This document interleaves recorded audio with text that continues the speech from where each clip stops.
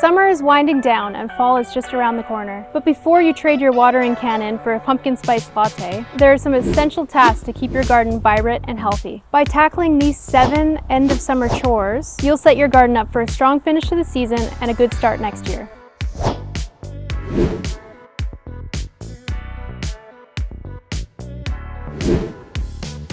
Many perennials and annuals are still blooming, but you'll notice their color is starting to fade. Removing these spent blooms, a process called deadheading, does more than just make your garden look tidy. When flowers go to seed, the plant diverts energy from root and foliage growth to produce seeds. By deadheading, you redirect the energy back to the plant, which can encourage one last flush of blooms before the season ends. Focus on plants like coneflowers, dahlias, roses, and coreopsis. Even small pruning shears or simply pinching off flowers with your fingers can make a big difference. Deadheading also prevents plants from self-seeding excessively, helping you maintain control of your garden layout.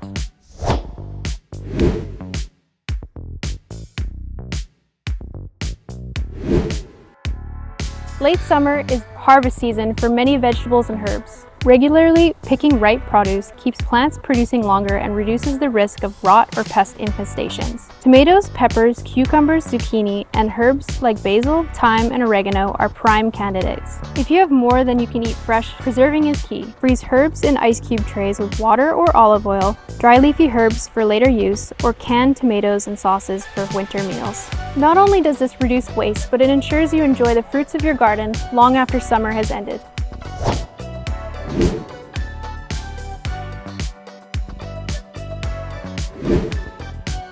Pruning summer flowering shrubs now helps shape them for winter and gets them ready for growth next year. Shrubs like butterfly bush, spirea, and mock orange bloom on new growth, so trimming spent branches back won't remove next year's flowers.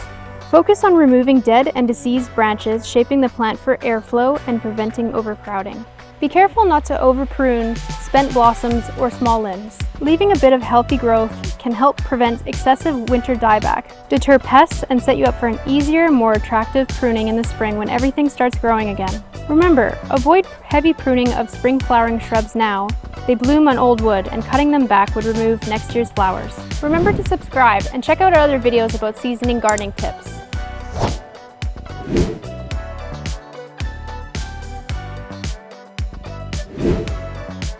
Weeds can still be aggressive in late summer, and mulching can make a huge difference. Start by pulling weeds from your beds, making sure to remove the roots and prevent regrowth. Then add a fresh layer of mulch, whether it's shredded bark, straw, or compost. Make sure the mulch you choose is contaminant-free from reliable soil suppliers. This helps prevent accidentally introducing more weeds or unwanted pests into your garden. Mulch helps retain soil moisture during lingering summer heat, keeps soil temperatures stable, and suppresses new weeds. It also adds a protective layer against early frosts. Mulching now reduces the workload in spring and keeps your garden looking neat and healthy through fall. As you get your garden ready for colder months, remember that we have everything you need here at Wildwood Outdoor Living. Stop by and let us help you make the most of your fall garden.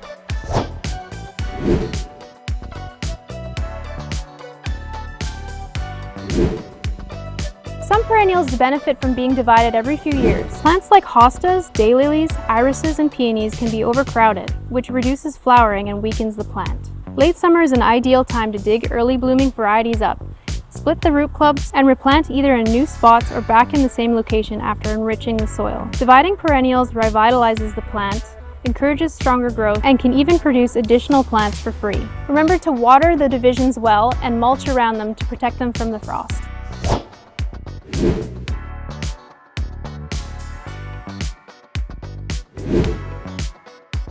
Even as summer fades, your garden doesn't have to fade with it. Fall blooming perennials like asters, sedum, chrysanthemums, and Japanese anemones provide a final burst of blooms and attract pollinators late in the season. Planting them now helps them establish strong roots before the winter.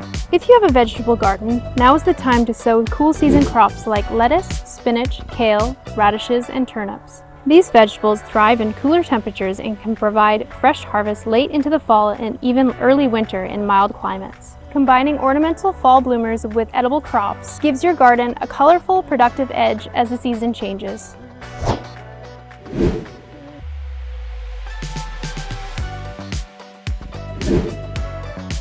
Late summer and early fall is perfect for lawn care. Start by aerating compacted areas to allow water, air, and nutrients to reach the roots. Overseed thin or bare patches to to encourage a denser lawn next spring. After aeration and overseeding, apply a slow-release fertilizer rich in potassium to strengthen the roots and improve winter hardiness. Water regularly after seeding or fertilizing until the grass is established. Proper lawn prep now ensures a greener, thicker lawn next spring and helps reduce common winter problems like moss and bare patches. By tackling these tasks before fall, you can keep your garden healthy, colorful, and productive to the end of the season, and give it a strong start for next year. Which of these tasks will you tackle first? Let us know in the comments. And don't forget to like and subscribe for more tips, tricks, and ideas.